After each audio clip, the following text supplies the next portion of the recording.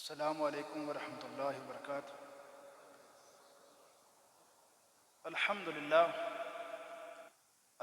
للہ نحمده ونستعینه ونستغفره ونعوذ باللہ من شرور انفسنا ومن سیئات اعمالنا من يهده الله فلا مضل له ومن يضلل فلا هادي له ونشهد ان لا اله الا الله وحده ونشهد ان سيدنا ومولانا محمدا عبده ورسوله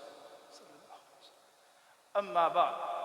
فإن خير الحديث كتاب الله وخير الهدي هدي محمد صلى الله عليه وسلم وشر الأمور محدثاتها وكل محدثة بدعة وكل بدعة ضلالة وكل ضلالة في النار. اللهم صل على محمد وعلى آل محمد كما صليت على إبراهيم وعلى آل إبراهيم إنك حميد مجيد. اللهم بارك على محمد وعلى آل محمد كما باركت على إبراهيم وعلى آل إبراهيم إنك حميد مجيد. والسابقون الأولون من المهاجرين والأنصار والذين اتبعوهم بإحسان رضي الله عنهم ورضوا عنه وأعد لهم جنات تجري تحتها الأنهار خالدين فيها أبدا ذالک الفوز العظیم۔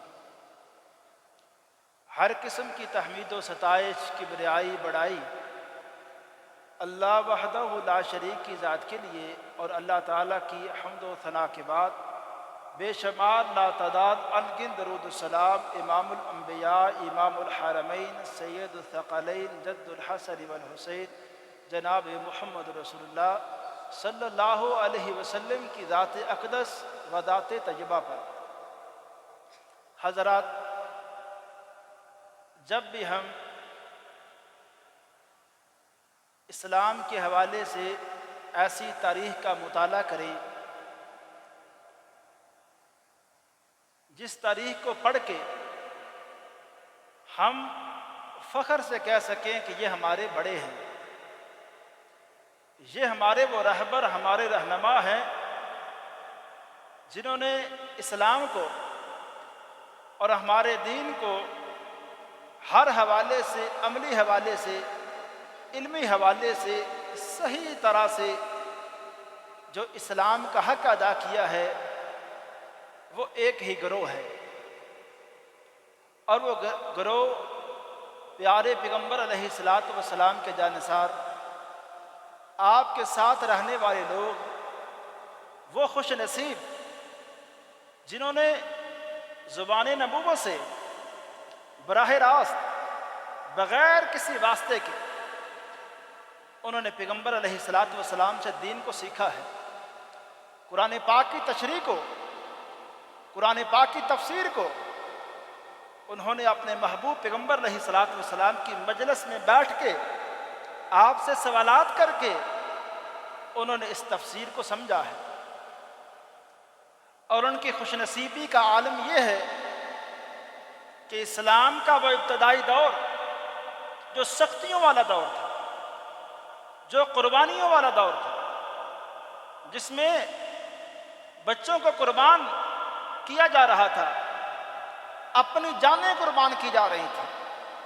اسلام کے راستے میں، اسلام کے لیے مال کو گھر کا آدھا مال نہیں، پورے گھر کا مال نچھاور کیا جا رہا تھا۔ یہ وہ لمحات، یہ وہ دور تھا کہ مسلمانوں نے ایسے جذبات کا اظہار کیا، انہوں نے کہا دنیا جو کہتی پھرے، دنیا معیشت کے والے سے کیا سوچتی، ہمیں اس کی پرواہ نہیں ہے۔ ہم نے مدینہ میں ایک ایسے ملک کی بنیاد، ایسی ریاست کی بنیاد رکھی ہے، ہم نہیں دیکھیں گے کہ دنیا کے اصول ضابطے کیا ہیں، ہم اصول ضابطہ اگر لیں گے قرآن پاک سے، ہم اپنے پیغمبر سے، اور ہم دنیا میں ایسے جئیں گے کہ ہمیں دوسروں کو دیکھنا ہی نہیں ہے، اور ہم ایسا جئیں گے کہ بعد والے ہمیں دیکھیں گے، بعد والے ہمیں پڑھیں گے، بعد والے ہمارے حالات کو پڑھ کے کہیں گے ایسے جیا جاتا ہے۔ ایسے کاروبار کو سچائی کے ساتھ، امانتداری کے ساتھ کیسے کیا جاتا ہے، وہ مثالیں دیں گے صدیق کی، وہ مثالیں دیں گے فاروق کی، وہ مثالیں دیں گے عثمان کی، علی کی اور باقی صحابہ کرام کی۔ اگر انہیں اس بات کو پتہ کرنا ہو کہ اللہ تعالیٰ کی عبادت کیا ہوتی ہے اور رب تعالیٰ کے سامنے کھڑا ہونا کیا ہوتا ہے، تو وہ ہمارے واقعات کو پڑھیں گے۔ یہ وہ گروہ ہے میرے بھائی، ہر طرح کی خیر، ہر طرح کی بلائی، ہر طرح کی خوبی، فون پہ بات ہو رہی، ہر طرح کی خیر، ہر طرح کی خوبی اور ہر طرح کی صفت اگر ہمیں تلاش کرنی ہے تو اس گروہ کے اندر آپ کو اور ہمیں آسانی کے ساتھ مل جائے گی۔ عدالت کی مثالیں تلاش کرنا ہو، ہمیں سخاوت کے واقعات کو ڈھونڈنا ہو، یا ہمیں عبادات کی قصے، عبادات کی مثالیں تلاش کرنا ہمارا موضوع ہو، صحابہ کرام کے واقعات ہمیں کھلی کتاب کی طرح ملیں۔ ہمیں پتہ چلے گا کہ رب کو راضی کرنے کا طریقہ کار کیا ہوتا ہے، اور پیغمبر علیہ الصلوۃ والسلام کی تابعداری، آپ سے محبت، اس کا طریقہ کار کیا ہے، اس کے انداز کیا ہے، وہ ہمیں صحابہ کرام کی زندگیوں سے ملیں گے۔ تو میرے بھائی، صحابہ کرام کے ایسے کارناموں کی وجہ سے، ان کی ان خوبیوں کی وجہ سے، ان کی ان عظمتوں کی وجہ سے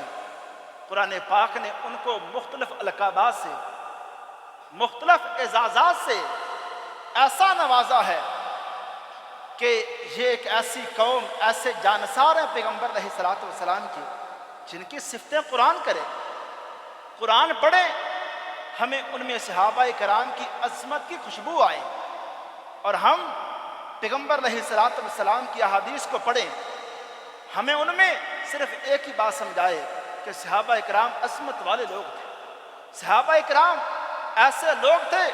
جنہوں نے اسلام کو صحیح طرح سے عمل کر کے اسلام پہ دکھایا ہے۔ احادیث کے اندر، قرآن پاک کے اندر ہمیں صحابہ کرام کے حوالے سے جو نقشہ، جو تصور ہمارے ذہنوں کے اندر پیدا ہوتا ہے، وہ خوبیوں والا ہے، وہ اوصاف والا ہے، وہ عظمتوں والا ہے۔ لیکن کیا کریں اس بندے کا جو صرف اپنے دن رات کا موضوع یہ بنا لے کہ ہم نے صحابہ کرام کے نقائص کو،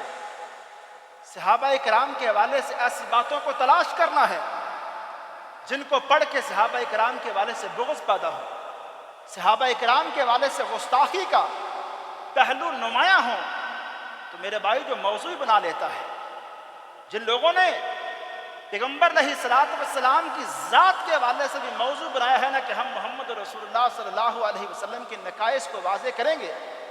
تو ان ظالموں نے اس حوالے سے بھی کتابیں لکھی ہیں۔ جو نہیں مطمئن ہوئے قرآن سے، انہوں نے سوچا قرآن کے اندر ہم غلطیاں نکالتے ہیں، تو قرآن پاک پوری کتاب ان کے لیے ہدایت والی کتاب نہیں بنی۔ قرآن پاک کے اندر بھی انہوں نے ایسی باتیں نکالی، کہا قرآن ایسی باتیں کرتا ہے جو قرآن کی ایک بات دوسری بات سے ٹکرا جاتی ہے۔ تو میں یہ کہنا چاہتا ہوں، اگر ایک بندہ مثبت سوچ کے ساتھ صحابہ کرام کے حالات کو پڑھتا ہے، اس کو عظمتیں ملیں گی صحابہ کرام کے حالات پڑھ کے، اس کے دل میں صحابہ کرام کے حوالے سے ایسی محبت بیٹھے گی جیسے قرآن پاک کے اندر اللہ تعالیٰ نے یہ بات ارشاد فرمائی ہے، اولئک کتب فی قلوبہم الایمان وایدہم بروح من۔ اللہ کہتے ہیں یہ صحابہ کرام کا ایسا گروہ ہے جن کے دلوں کو اللہ تعالیٰ نے ایمان سے بھر دیا تھا، اور ایمان کو ان کے دلوں میں رکھ دیا تھا، اور اللہ تعالیٰ نے روح القدس کے ساتھ ان کی مدد فرمائی ہے۔ اور ان کے لیے کیا اعلان ہے قرآن کا؟ وَيُدْخِلُهُمْ جَنَّاتٍ تَجْرِي مِن تَحْتِهَا الْأَنْهَارُ، ایسے باغات کے اندر، ایسی جنتوں کے اندر وہ صحابہ کرام داخل ہوں گے جن کے اندر وہ ہمیشہ ہمیشہ رہیں گے، ایسے باغات جہاں نہریں بہتی ہوں گی۔ اور کہا رضی اللہ عنہم ورضوا عنہ، اللہ ان سے راضی ہو گیا ہے اور جب اللہ تعالیٰ دنیا کے اندر بھی اللہ تعالیٰ نے ان کے دلوں کی کیفیت کو ایسے بنا دیا تھا کہ صحابہ کرام بھی اپنے رب سے راضی ہو گئے تھے، وہ دنیا کے اندر بھی اپنے رب پہ راضی، اور آخرت کے اندر اللہ تعالیٰ ان کو ایسے انعامات سے نوازے گا کہ وہ صحابہ کرام خوش ہو جائیں گے، وہ اپنی قربانیوں کو دیکھ کے وہ سمجھیں گے کہ جو ہم نے دنیا کے اندر قربانیاں دیں، جو انعامات اللہ تعالیٰ نے ہمیں جن سے نوازا ہے وہ تو اتنے بڑے ہیں، وہ ایسی وسیع جنت جس کے اندر اللہ تعالیٰ ان صحابہ کرام کے حوالے سے قرآن کے اندر بشارتیں خوشخبری سنا رہا ہے، اور فرمایا اولئک حزب اللہ، یہی تو وہ جماعت ہے جو اللہ کا گروہ ہے، اولئک حزب اللہ، یہی تو وہ جماعت ہے جو اللہ کا گروہ ہے۔ اب میں یہاں رک کے بات عرض کرنا چاہتا ہوں، اب وہ بندہ جو اللہ کے گروہ کے حوالے سے ایسی بات کرے جس میں نقائص ہوں، جس میں گستاخی کا پہلو ہو، تو پھر آپ بات کو سمجھیں، وہ صحابہ کرام کے حوالے سے نہیں، اللہ تعالیٰ کی جماعت کے حوالے سے، اللہ تعالیٰ کے گروہ کے حوالے سے وہ بری بات کہہ رہا ہے یا بری بات لکھ رہا ہے یا بری بات سوچ رہا ہے۔ اور پھر اللہ تعالیٰ فرماتے ہیں الا ان حزب اللہ هم المفلحون، بلا شبہ یقیناً اللہ کا جو گروہ ہے وہ کامیاب ہونے والا ہے۔ باتیں کرنے والے جتنی باتیں کر دیں، اللہ کے ہاں وہ محبوب بن چکے، اللہ ان سے راضی ہو چکا۔ اور امام ابن تیمیہ رحمہ اللہ، ایک بہت بڑے امام، تاریخ کے حوالے سے، حدیث کے حوالے سے، وہ اس قرآن پاک کی آیت کے حوالے سے ایک بات کہتے ہیں اللہ تعالیٰ نے صحابہ کرام کے حوالے سے اس آیت کے اندر ایک بڑی عظمت کو بیان کیا ہے۔ وہ عظمت ایسی ہے جس کے حوالے سے دوسری احادیث کے اندر جو عظمت کو بیان کیا گیا ہے کہ جنت کے اندر جب جنتی لوگ داخل ہو جائیں گے، جنت کی نعمتوں سے لطف اندوز ہوں گے، تو اللہ تعالیٰ فرمائیں گے اے جنتیو، کیا تم خوش ہو چکے ہو، راضی ہو چکے ہو؟ جنتی کہیں گے اللہ تیری جنت کو دیکھ کے ہم راضی ہیں، ہم تیری نعمتوں کو دیکھ کے راضی ہیں۔ اللہ فرمائیں گے اے جنت والو، ابھی تک ایک اعزاز باقی ہے، ابھی ایک مقام تمہیں اور ملنے والا ہے۔ وہ اعزاز یہ ہوگا کہ اللہ اعلان فرمائیں گے اے لوگو، اے جنت والو، آج میں تم سب سے راضی ہو چکا ہوں۔ اور ابن تیمیہ فرماتے ہیں اللہ جب جس سے راضی ہو جائے پھر اس سے ناراض نہیں ہوتے ہیں، یہ قرآن پاک کا ایک فیصلہ ہے۔ اور ابن تیمیہ فرماتے ہیں، کہتے ہیں یہ اعزاز باقی جنت والوں کو جنت میں جا کے ملے گا، لیکن صحابہ اکرام کو یہ والا اعزاز دنیا کے اندر قرآن کے اندر بیان کر دیا گیا ہے، کہ قرآن کے اندر دنیا کے اندر بتا دیا گیا ہے کہ صحابہ اکرام سے اللہ راضی ہے۔ دیکھیں اللہ راضی ہے، بعض ظالم صحابہ اکرام سے راضی نہیں ہے، لیکن ان کی ناراضگی، ان کا بغض وہ کوئی حیثیت نہیں رکھتا ہے جب اللہ راضی ہے۔ اور پیغمبر علیہ الصلوۃ والسلام اپنے جانثاروں سے خوش تھے، راضی تھے، اسی لیے تو فرمایا کہ اے لوگو اکرموا اصحابی، میرے جانثاروں کی عزت کرو۔ اپنے پیغمبر علیہ الصلوۃ والسلام اپنے جانثاروں کے حوالے سے میں یہ عرض کرنا چاہتا ہوں میرے بھائی، اللہ کے رسول علیہ الصلوۃ والسلام کا کوئی ایک صحابی بھی ایسا نہیں جس سے اللہ کے رسول علیہ الصلوۃ والسلام راضی نہ ہوں، اور پیغمبر علیہ الصلوۃ والسلام کا ایک صحابی بھی ایسا نہیں ہے جس سے اللہ تعالیٰ راضی نہ ہو اور وہ جنت کا حقدار نہ ہو۔ اور اسی طرح میں یہ آیت سورہ الحدید کی 10 نمبر آیت، اس کو ذرا آپ سماعت فرمائیں۔ قرآن پاک کے اندر صحابہ اکرام کے حوالے سے درجات کو، طبقات کو بیان کیا گیا کہ صحابہ اکرام میں کیا درجے ہیں۔ فرمایا گیا لا یستوی منکم من انفق من قبل الفتح، کہا اے لوگو لا یستوی منکم، من انفق من قبل الفتح، جو بندہ فتح مکہ سے پہلے پہلے اللہ کے راستے میں خرچ کر چکا ہے مال. الفاظ کو دوبارہ سنیے. جو بندہ فتح مکہ سے پہلے پہلے اللہ کے راستے میں مال دے چکا ہے، اس شخص کے برابر وہ بندہ نہیں ہے جس بندے نے فتح مکہ کے بعد اللہ کے راستے میں مال کو خرچ کیا ہے. فتح مکہ سے پہلے والا دور وہ سختیوں والا دور، یہ وہ دور تھا جب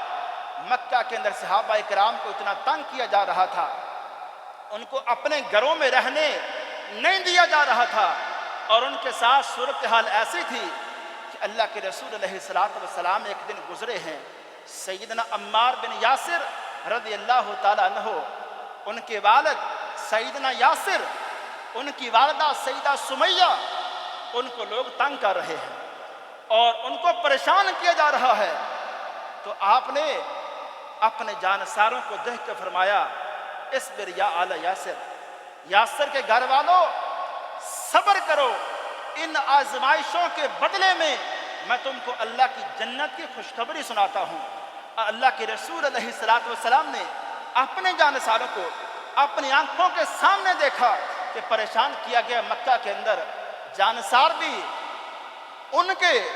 جن کو مکہ کے اندر پیغمبر علیہ السلام کو خود بھی ایسے پریشان کیا گیا، سجدوں کے اندر اجڑی رکھی گئی، طائف کے میدان کے اندر پتھر مارے گئے، اللہ کے رسول علیہ السلام کی بیٹیوں کو زخمی کیا گیا. اور اسی طرح ایسا مشکل وقت آیا مسلمانوں کے اوپر، مسلمان اللہ کے رسول علیہ السلام کے ساتھ جمے رہے، ایسے ڈٹے رہے. انہوں نے نہیں دیکھا ہمارے گھر چھوٹ رہے ہیں. عبد الرحمن بن عوف نے ہجرت کے موقع پہ، مکے کے بڑے بزنس مین تھے وہ، لیکن نہیں دیکھا. حکم ہو گیا کہ اے مکہ والو، اے مسلمانوں، مکہ کے رہنے والوں، اس شہر کو چھوڑو اور مدینہ جاؤ. عبد الرحمن نے نہیں دیکھا میرا سارے کا سارا بزنس ادھر ہے، میری اولاد ادھر ہے، میرے گھر والے ادھر ہیں، میری جائیداد کہاں ہے؟ انہوں نے کہا جائیداد کیا ہے، یہ اولاد کیا ہے، یہ میرا بزنس کیا ہے؟ اللہ کا حکم ہے، میں نے صرف دنیا میں جینا اس مقصد کو لے کے ہے کہ اللہ کیسے راضی ہوتا ہے. میں نے اس مقصد کو لے کے دنیا میں رہنا ہے کہ اللہ کی رضا، اللہ کی خوشنودی کیسے حاصل ہو سکتی ہے. رب تعالیٰ کے حکم کو اگر مان کے میں اس دنیا میں رہوں گا، اللہ مجھے اس دنیا کے اندر بھی ضائع نہیں کرے گا. کیسے ہو سکتا ہے؟ رب اپنے محبوب بندوں کو اس دنیا میں بھی ضائع نہیں کرتا ہے. پھر وقت آیا میرے بھائی، مدینہ کے اندر جانے کے بعد چند سال نہیں، مہینوں کے اندر اللہ تعالیٰ نے عبد الرحمن کو جائیداد بھی دی، گھر والے بھی دیے، اولاد بھی دی. پھر ایک وقت آیا سیدنا فاروق کا دور آیا. سیدنا فاروق کے دور میں عمر جیسا بندہ عبد الرحمن بن عوف سے قرض لے رہے ہیں کہ عبد الرحمن قرض، یعنی اتنا مال ان کے پاس آ چکا ہے. وہ جابر صحابی اللہ کے رسول علیہ السلام کے، احد کے اندر ایسی پریشانی آن پڑی، چھوٹی عمر ہے جابر کی، والد احد کی جنگ میں شہید ہو چکے ہیں، 6 بہنیں کنواری ہیں اور قرضے لینے والے سامنے کھڑے ہیں، میت باپ کی سامنے پڑی ہے.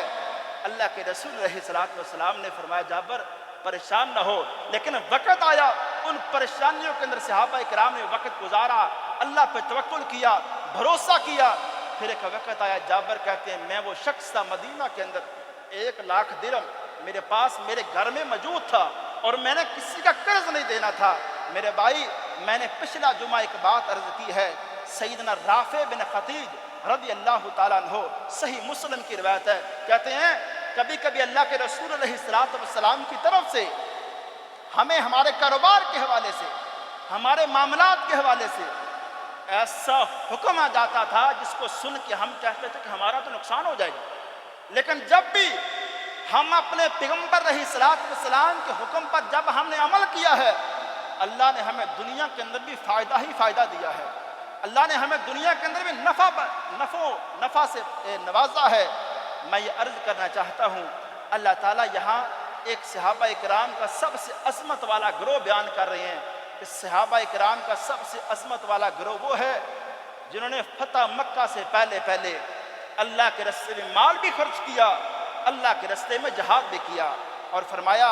اولئک اعظم درجۃ من الذین انفقوا من بعد وقاتلوا، فرمایا فتح مکہ سے پہلے اللہ کے راستے میں خرچ کرنے والے، اللہ کے راستے میں جہاد کرنے والے، یہ لوگ فتح مکہ کے بعد جو بندے آئے جنہوں نے اس کے بعد آ کے اللہ کے راستے میں جہاد کیا، اللہ کے راستے میں اپنے مالوں کو قربان کیا، کہا فتح مکہ والے یہ بعد والوں سے بہتر ہیں، یہ درجے کے لحاظ سے، لیکن ساتھ کیا حکم فرمایا؟ کہا وَكُلًّا وَعَدَ اللَّهُ الْحُسْنَى، لیکن اللہ تعالیٰ نے سارے صحابہ کرام سے، ایک سے نہیں، ایک دو سے نہیں، وَكُلًّا وَعَدَ اللَّهُ الْحُسْنَى، اللہ نے سارے کے سارے صحابہ کرام سے اللہ نے حسنہ کا وعدہ کیا ہے۔ یہ حسنہ کیا ہے؟ حسنہ سے مراد مفسرین کا اس بات پہ اتفاق ہے کہ اس سے مراد جنت ہے، اور اس کی تائید قرآن پاک کی ایک دوسری آیت سے ہوتی ہے۔ اللہ تعالیٰ فرماتے ہیں ان الذین لہم سبقت منا الحسنى اولئک عنہا مبعدون، کہا وہ لوگ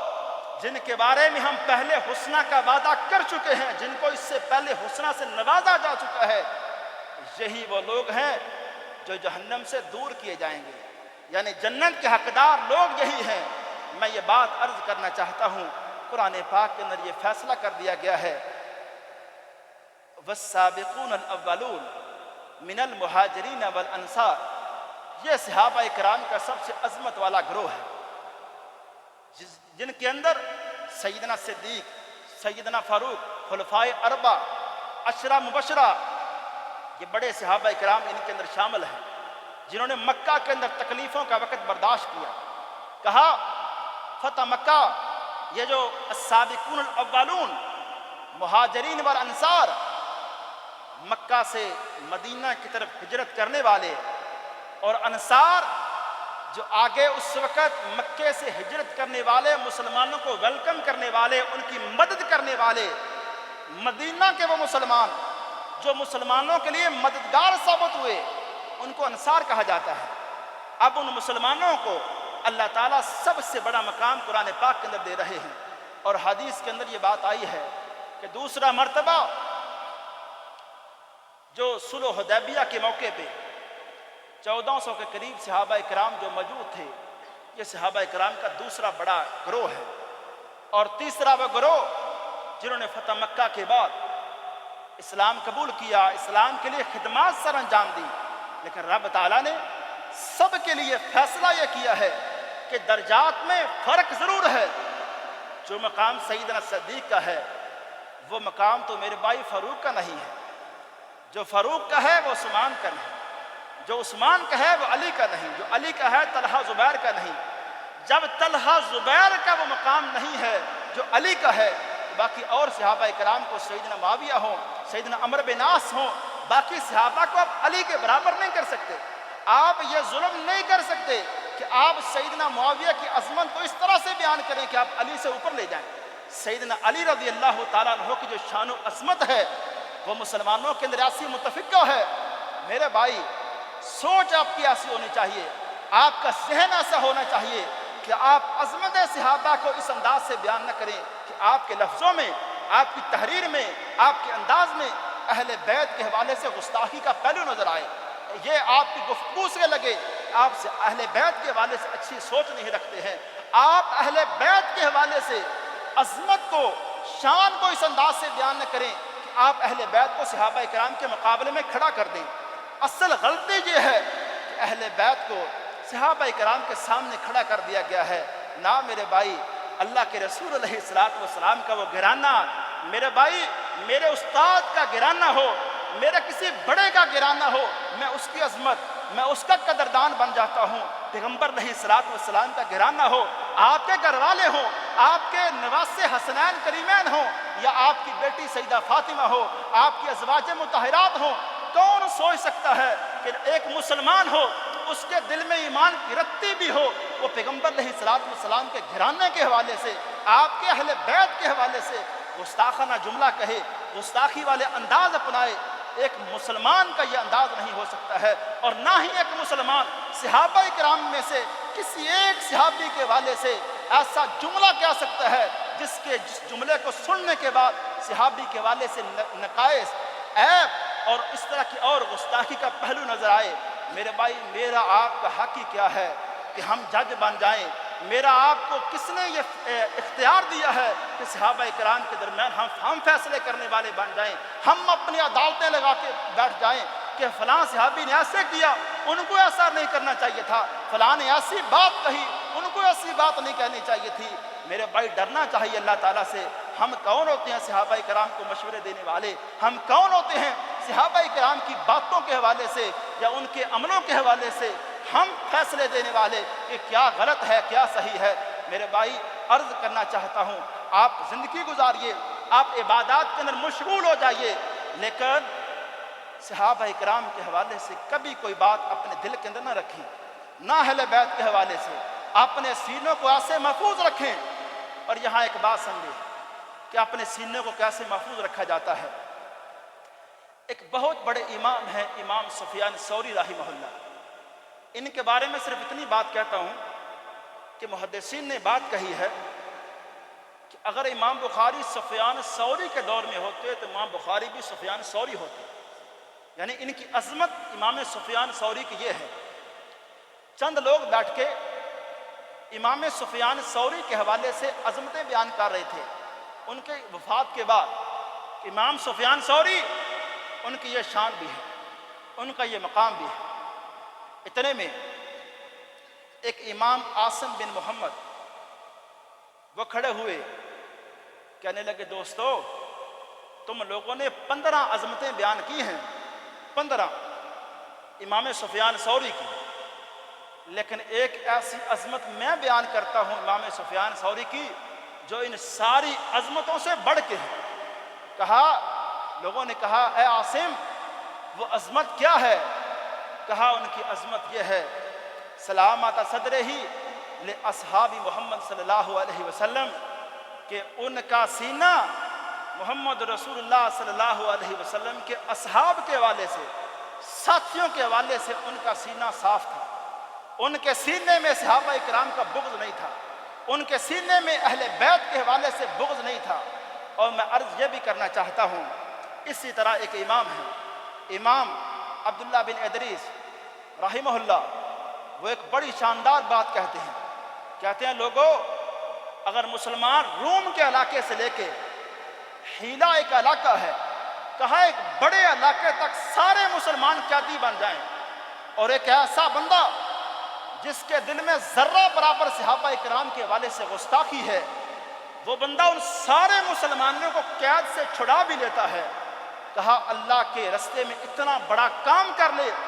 لیکن اگر اس کے سینے میں ذرہ برابر بھی صحابہ کرام کے حوالے سے گستاخی ہے،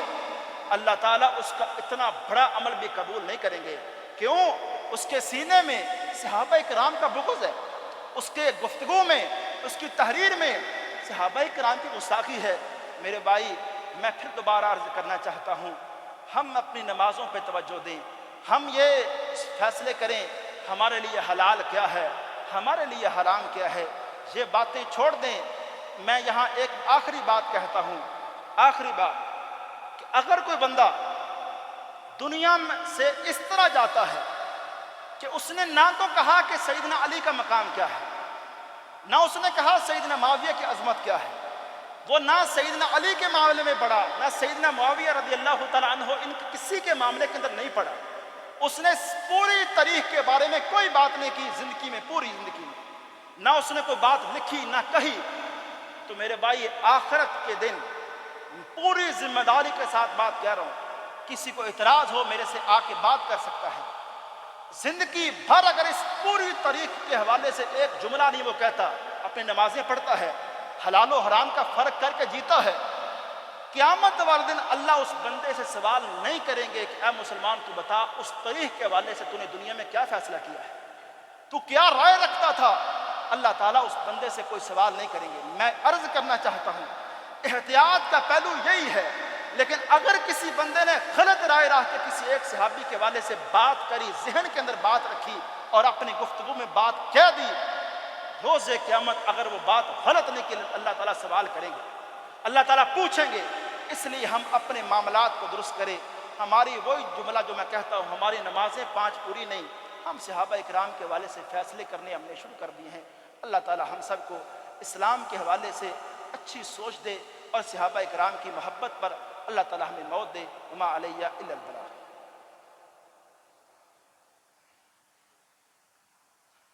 نحمده ونصلي على رسوله الكريم، أما بعد، فإن خير الحديث كتاب الله، وخير الهدي هدي محمد صلى الله عليه وسلم، وشر الأمور محدثاتها، وكل محدثة بدعة، وكل بدعة ضلالة، وكل ضلالة في النار۔ اللهم صل على محمد وعلى آل محمد كما صليت على إبراهيم وعلى آل إبراهيم إنك حميد مجيد۔ اللهم بارك على محمد وعلى آل محمد كما باركت على إبراهيم وعلى آل إبراهيم إنك حميد مجيد۔ ربنا آتنا في الدنيا حسنة وفي الآخرة حسنة وقنا عذاب النار۔ ربنا آتنا في الدنيا حسنة وفي الآخرة حسنة وقنا عذاب النار۔ اللهم اشف مرضانا ومرضى المسلمين، اللهم اشف مرضانا ومرضى المسلمين، اللهم أجرنا من النار، اللهم إنا نسألك جنة الفردوس۔ سبحان ربك رب العزة عما يصفون، وسلام على المرسلين، والحمد لله رب العالمين۔